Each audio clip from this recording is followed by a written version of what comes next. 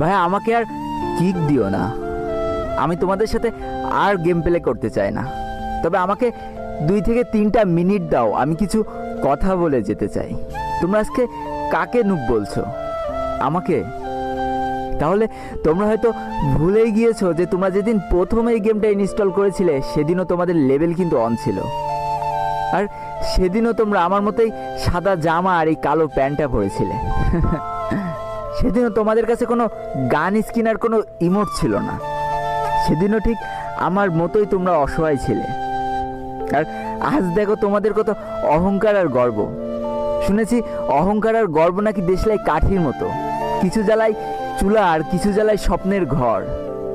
মাঝখানে তফাৎটা কি জানো? খালি এই দেশলাই কাঠি ব্যবহারকারীর। জানো তো, আমি না তোমাদের মতো 10-12টা করে কিল করতে পারবো না। তবে আমার সব থেকে পছন্দের গানটা পেলেও না আমি তাড়াতাড়ি তোমাদের ডেকে দিয়ে দিই। তুমি যখন নকডাউন হয়ে যাও আর তোমার বাকি টিমমেটগুলো যখন কিল নেওয়ায় ব্যস্ত না, আমি ঠিকই তোমাকে তখন হিল দিতে চলে যাই, কারণ আমি তো নুব। অনেকবার হয়েছে কি জানো, হিল তো আমি ঠিকই দিয়ে দিয়েছি, কিন্তু অতগুলো ইনিমির মাঝখান থেকে আর আমি হয়তো বেঁচে ফিরতে পারিনি।